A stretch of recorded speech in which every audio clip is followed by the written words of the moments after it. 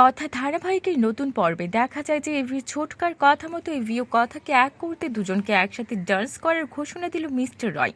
Mister রয়ের মুখে এমন কথা শুনে অবাক হয়ে যায় এভিও কথা। তারপর কোনো উপায় না পেয়ে দুজনে একসাথে কাপল ডান্স। এইদিকে এভি কথার সাথে ডান্স করছে, এটা কিছুতেই মেনে নিতে পারছে না ম্যান্ডি।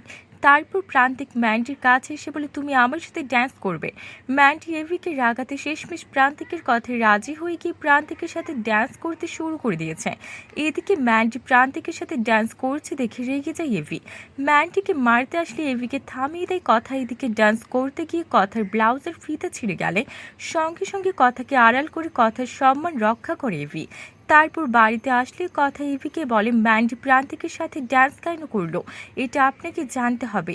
এদিকে বাড়ির সবাই এভির উপর রেগে আছে, কেননা এভি সবসময় কথাকে বেশি সাপোর্ট করছে, আর কথার কারণে তাদের ভাই বোনেদের সাথে সবসময় ঝামেলা হচ্ছে। তাহলে কি এবার বাড়ির সকলের কথা মতো কথাকে বাড়ি থেকে বের করে দেবে এভি, নাকি এভির কথা শুনে এবার নিজের গোবর ডাঙায় চলে যাবে কথা? তো বন্ধুরা, কি হবে এবার? এক্ষুনি একটা লাইক দিয়ে এবং কমেন্ট করে জানিয়ে দাও তোমাদের মতামত। ধন্যবাদ।